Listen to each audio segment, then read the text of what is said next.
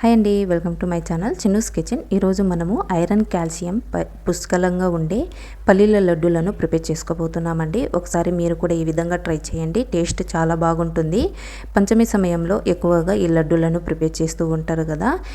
ఈ పల్లీల లడ్డూలను ఏ విధంగా చేసుకోవాలో చూపించబోతున్నాను, ఒకసారి చూసేయండి. ముందుగా పల్లీలను 1 కప్పు పల్లీలను తీసుకొని ఈ విధంగా పెనం పైన వేసి బాగా దూరగా వేయించుకోవాలండి. మంటను లో ఫ్లేమ్లోనే పెట్టి వేయించుకోవాలి. హై ఫ్లేమ్లో పెట్టినట్లయితే బయట ఒకటే మాడి మనకు లోపల అదే పచ్చిగానే ఉంటుంది. కాబట్టి మంటను లో ఫ్లేమ్లోనే పెట్టి ఒక 20 నిమిషాల పాటు వేయించుకున్నట్లయితే పల్లీలు చాలా బాగా లోపల వరకు వేగిపోతాయి.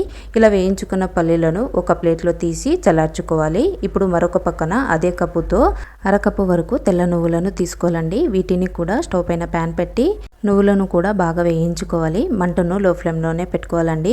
నువ్వులు చాలా త్వరగా వేగిపోతాయి కాబట్టి వీలైనంత వరకు ఈ విధంగా కలుపుతూనే ఉండాలి. ఎక్కువగా మాడిపోకుండా ఉండాలనుకుంటే కాస్త ఈ విధంగా నీళ్ళను చిలకరించుకొని కలిపేసుకుంటే సరిపోతుందండి. వీటిని కూడా ఒక 20 నిమిషాల పాటు బాగా కలిపేసుకుంటూ ఫ్రై చేసుకోవాలి. ఈ విధంగా ఫ్రై చేసుకున్న వీటిని కూడా తీసేసుకొని ఒక ప్లేట్లో చల్లార్చుకోవాలి. ఇప్పుడు పల్లీల పైన ఉన్న పొట్టునంతా కూడా ఈ విధంగా తీసేసుకొని ఇప్పుడు ఒక మిక్సీ జార్ తీసుకొని అందులో పల్లీలను వేసి ఫస్ట్ వీటిని కాస్త బరకగా గ్రైండ్ చేసుకోవాలండి.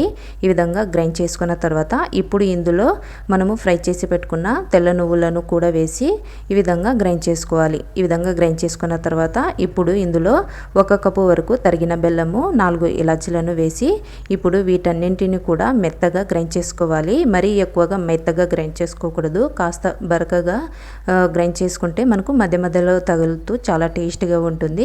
ఈ విధంగా గ్రైండ్ చేసుకున్న ఈ పిండి మొత్తాన్ని కూడా ఒక ప్లేట్లో తీసుకొని పిండిని కాస్త తీసుకుంటూ ఈ విధంగా మనము లడ్డూలాగా చుట్టేసుకోవడమే. చాలా ఈజీగా చేసుకోవచ్చు, త్వరగా అయిపోతుంది. పల్లీలు తెల్ల నువ్వులతో ఒకసారి ఈ లడ్డూలను ట్రై చేయండి. ఇందులో మనకు ఐరన్ కాల్షియం పుష్కలంగా ఉంటుంది కాబట్టి చిన్నపిల్లల దగ్గర నుంచి పెద్దవాళ్ళ దాకా ఎవరైనా ఈ లడ్డూలను తీసుకోవచ్చు. పండగ సీజన్లోనే కాకుండా ఎప్పుడైనా కూడా బ్లడ్ తక్కువ ఉన్న వాళ్ళు ఈ లడ్డూలను ప్రిపేర్ చేసుకొని తినవచ్చు.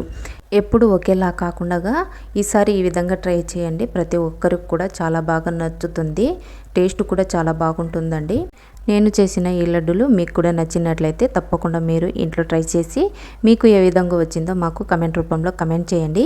ఎవరైతే ఛానల్ని ఇంకా సబ్స్క్రైబ్ చేసుకోలేదో ప్లీజ్ ఛానల్ని సబ్స్క్రైబ్ చేసుకోండి. పక్కనే ఉన్న బెల్ ఐకాన్ని క్లిక్ చేసినట్లయితే నేను పెట్టే వీడియోస్ మీకు ముందుగానే నోటిఫికేషన్ అనేది వస్తుంది.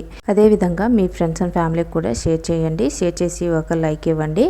సబ్స్క్రైబ్ చేసుకునే వాళ్ళు ప్లీజ్ ఛానల్ని సబ్స్క్రైబ్ చేసుకోండి. ఇలాంటి మరిన్ని కొత్త వీడియోస్ నేను పెడుతూనే ఉంటాను, చూసి ఫాలో అవ్వండి. ఈ పండగ సీజన్లో చేసుకునే పిండి వంటలను నేను డైలీ పెడుతూనే ఉంటాను, చూసి చేసుకొని తినవచ్చు. Thanks for watching. Thank you.